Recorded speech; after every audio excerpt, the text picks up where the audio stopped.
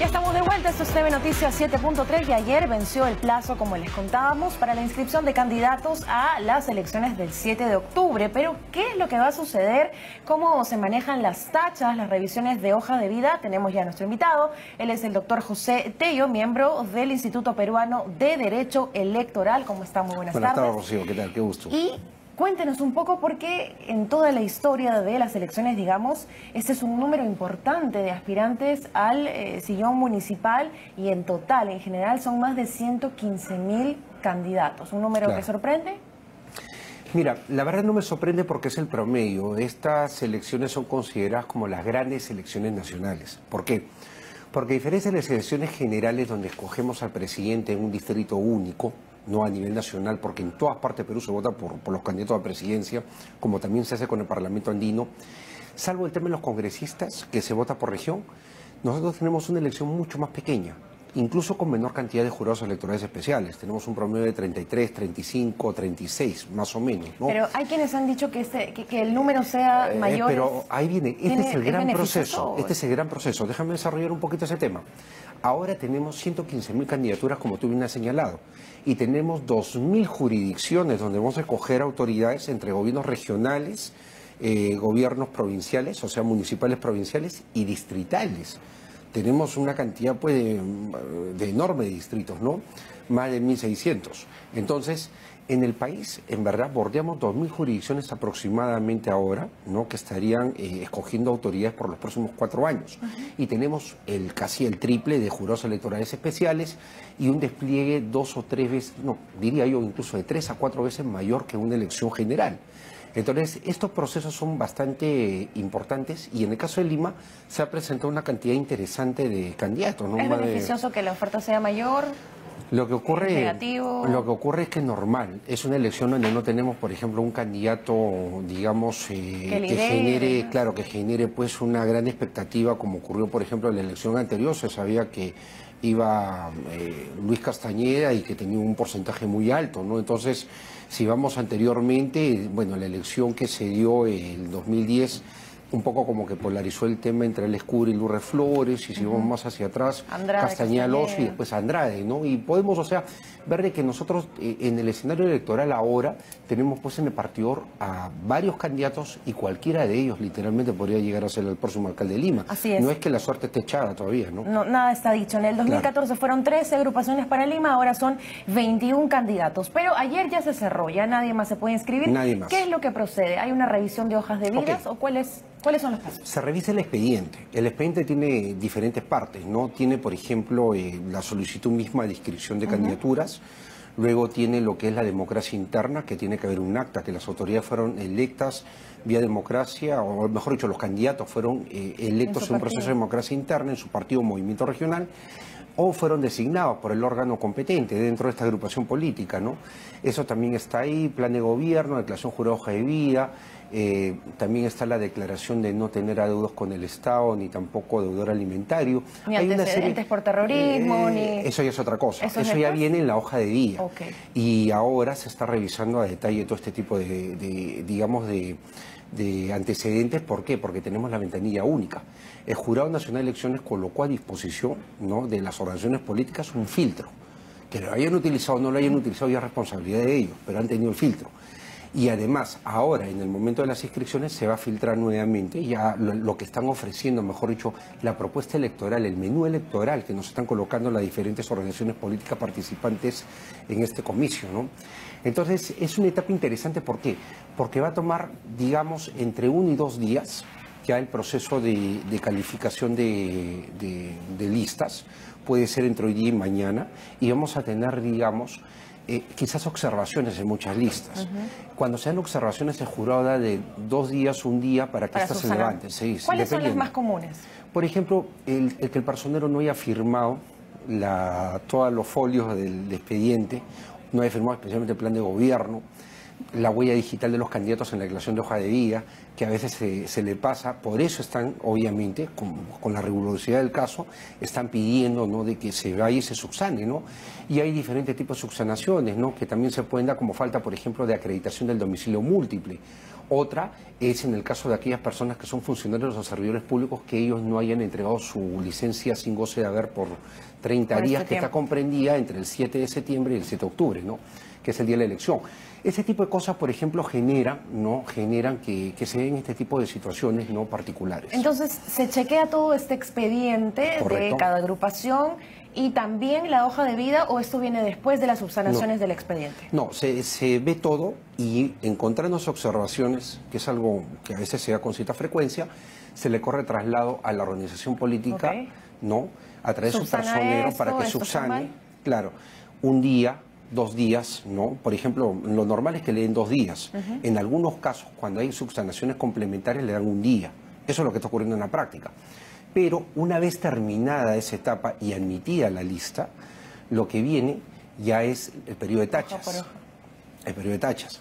Se tiene obviamente que publicitar esta lista en la puerta del jurado electoral especial, en el municipio de la localidad, y además se tiene que colocar obviamente como corresponde en la página web, donde se puede acceder, ya está la lista publicada en el Jurado Nacional de Elecciones, y viene la etapa donde el ciudadano ejerce el derecho de tacha. ¿Cuáles serían las causales? Normalmente temas de democracia interna o no cumplir con los requisitos que manda la ley electoral, en este caso la ley de elecciones municipales o regionales, para las postulaciones. Entonces es ahí donde se da este tipo de situación.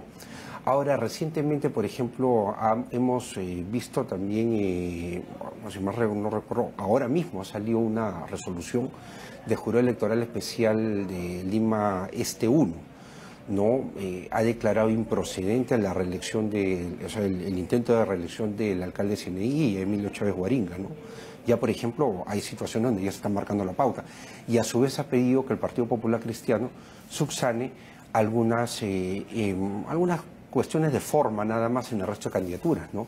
Pero sí ya es improcedente la postulación del candidato a alcalde. Y acá quiero rescatar algo importante. Esa lista no se cae. Esa lista va a correr sin el candidato a alcalde. Corre con los candidatos a regidores. ¿A los regidores? Sí, porque la lista se presenta de manera... ¿Y el teniente alcalde sube? No sube. Simplemente también se eliminaría. Quiero aprovechar justamente para desarrollar este tema y, digamos, también terminar con una leyenda urbana que hay por ahí, ¿no? Cuando se produce la tacha del alcalde, o en este caso, que está prohibida la reelección, ¿no? El jurado determina que es improcedente su postulación, esa lista queda acéfala, por decirlo de alguna manera, pero sí sigue adelante, sigue en carrera. Sigue en carrera, no hay ningún problema, llegan hasta el día final de la elección. El resultado que saquen ya es otro tema. Pero ellos siguen y no sube el teniente alcalde o el primer regidor. ¿Por qué? Porque simplemente eso no se aplica. No se aplica la ley orgánica de municipalidades. Entonces quedaría eliminado. Igual. Se aplica la ley electoral. Claro, se elimina candidato a alcalde, pero va con lista de regidor 1 a regidor 9, si mal no recuerdo, por ejemplo, en el caso de Claro, Cieneguilla. pero digamos, esta candidatura a teniente alcalde, por ende, se queda. No, es que no. La figura de teniente alcalde también es una figura que viene en la anterior ley orgánica de municipalidades. Okay. En la ley electoral, como en la actual ley orgánica de municipalidades, se habla del primer regidor hábil. Entonces, digamos que tiene el número 1. Pero él quedaría, digamos, como cabeza de lista de regidores sin candidato a alcalde. Eso es lo que hay que precisar, porque solamente ya cuando resultan electos estos candidatos, ahí sí ya se aplica la ley orgánica de municipalidades, y ahí sí, si es vacado, porque ya no hablamos ni de exclusión, ni de improcedencia de candidatura, ni de tacha, sino hablamos de vacancia ya siendo autoridad electa, ahí recién ya opera ese mecanismo de que sube el primer regidor hábil. Perfecto. Entonces, esos son detalles importantes a tener en cuenta, porque ya también estamos viendo una tendencia, un cierto criterio en todo esto, ¿no? Ahora, ¿qué va a pasar con, por ejemplo, Enrique Cornejo y Democracia Directa? Estas críticas que hubo a algunas firmas, ¿no? Personas que habían dicho esa firma es mía, pero yo no la he colocado, han falsificado. ¿Qué pasa con estos casos? Esos casos en primer lugar, habría que ver de analizar bien el tema, porque tengo entendido de que el problema de firma fue con el colectivo de Enrique Cornejo. El Partido Democracia Directa está en un proceso electoral llevando la candidatura de Enrique Cornejo, ¿no? Digamos que le está viabilizando, le está colocando la plataforma. No influye. No una influye cosa con porque la son otra. cosas muy diferentes y ahorita ameritan una revisión administrativa y de encontrarse indicios de un ilícito, un ilícito penal, obviamente a través de los procuradores tomar las acciones correspondientes y bueno, la que ya nosotros conocemos que se podría dar, ¿no? Bueno, veamos, eso ya corresponde a procuradores y al Ministerio Público llevar adelante, ¿no? Perfecto, entonces finalmente son muchas hojas por revisar, hay que tener mucho cuidado desde dónde vive el candidato, si cumple con esto, si hay cuota de género, de poblaciones indígenas, y cuándo ya podríamos decir esta es la lista, esta sí va o esta no. ¿Hay un plazo? A ver, lo que pasa es que nosotros hasta el 8 de agosto ya debemos tener cerrado todo este tipo de temas. Pero que también una de las cosas que siempre se cuestionaban era el hecho de que esto se podía prolongar, por ejemplo, en el caso de Tachas, hasta un día antes, o mejor dicho, siempre va no un día, pero una semana, 15 días antes de la elección, y prácticamente puede ser una cuestión mortal porque no solamente teníamos candidatos en vilo, que podían ser tachados o no, sino que además a la misma población la teníamos en esta zozobra de que si estará o no, o sea, un escenario bastante feo, turbio, ¿no? Quiero señalar algo que sí has tocado muy bien. En la etapa y esto es algo del sistema de Clara, tú mencionaste un rato el tema de las cuotas. Felizmente, gracias al sistema de Clara, se está preveyendo justamente de que las cuotas sean vistas al momento en el que los candidatos, como ocurrió hasta el día de ayer, subían la información a la nube del Jurado Nacional de Elecciones, donde se permitía justamente la elaboración de los printed o estas declaraciones que salían, ¿no?, de la información de hoja de vida que se le había consignado a cada uno de los candidatos, ¿no? Eso sí quiero destacar, o sea, el sistema ahora, como siempre, sobrecargado por la enorme cantidad de candidaturas, considero que sí ha estado, digamos, en ese punto, junto con la ventanilla única, siendo bastante útil, ¿no? Sí, en verdad, el órgano electoral creo que ha mejorado y yo creo que vamos, o sea, en una buena dinámica. Listo, muchísimas gracias. Hay muchos temas en realidad por tocar, pero el tiempo es corto, como las dádivas que obviamente están prohibidas y quienes incumplan con eso tienen una multa equivalente a 30 UITs. También estas sentencias de terrorismo, apología al terrorismo, obviamente están prohibidas las candidaturas de estas personas. Muchísimas gracias, José Tello. De todas formas vamos a volvernos a ver para ampliar mientras avance este proceso. Faltan algunos meses, pero hay que ya ir eligiendo al candidato que cumpla con nuestras expectativas. Hacemos una pausa, regresamos con más.